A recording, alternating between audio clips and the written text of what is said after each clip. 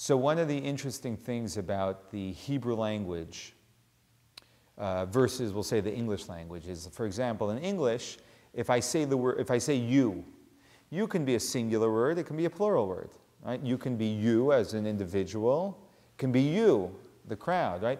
But in Hebrew, there are actually different words for a singular you and a plural you. So when we look at the Torah, we read the Torah in Deuteronomy, in the book of Devarim, and we listen to what Moshe tells the Jewish people. So he says this, he says, Re'ei nasati lefanecha, see, I have placed before you. And the you there is singular. But he's talking to the Jewish people.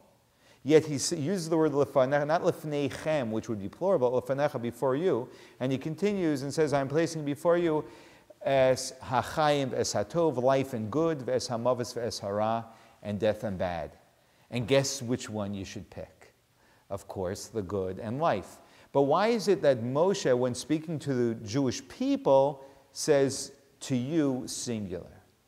And the reason why is because Moshe is conveying a fundamental message to every single individual Jew.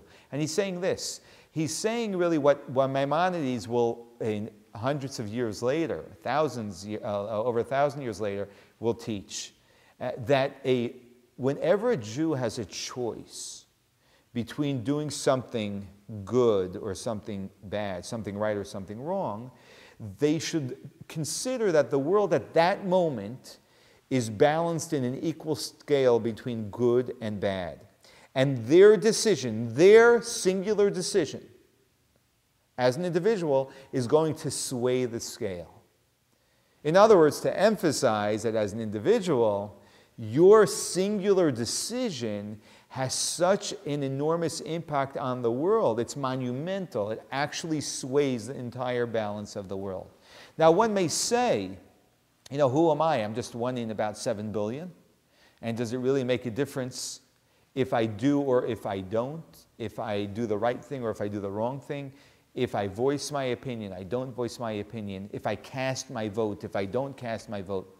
And that's a very common line of thinking. We feel insignificant. Comes Moshe and says, actually, you are not insignificant at all, and actually every single decision you make has an enormous impact on the universe. Imagine this. Let's look at it a different way. Imagine if every single human being would take Maimonides' words to heart, that my action now, that I'm going to decide as to whether to do this or to do that, is going to sway the balance of the world. Imagine if every one of the 7 billion people, for even one single moment in the universe, would actually consider that, and that would sway their decision. Imagine what an impact it would have on the world. So actually, when we each as individuals begin to value our own choices and the singular choices that we make as having a universal impact, we actually begin to impact the world.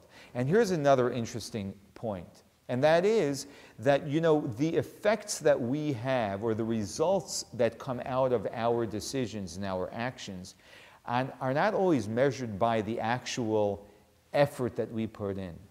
Sometimes by the mere fact that we put forth an effort to try and do something.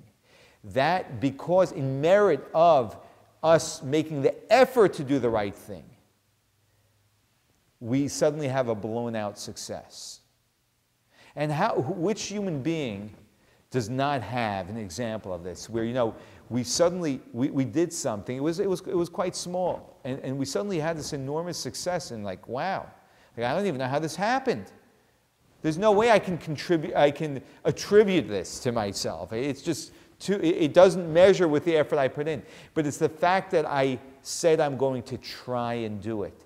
That has a value which is much greater than anything else. And so that's why, when we have the opportunity to cast our vote, to voice our voice, to make a decision, we should never minimize it.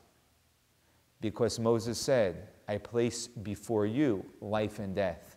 Every decision that you make actually impacts the entire universe.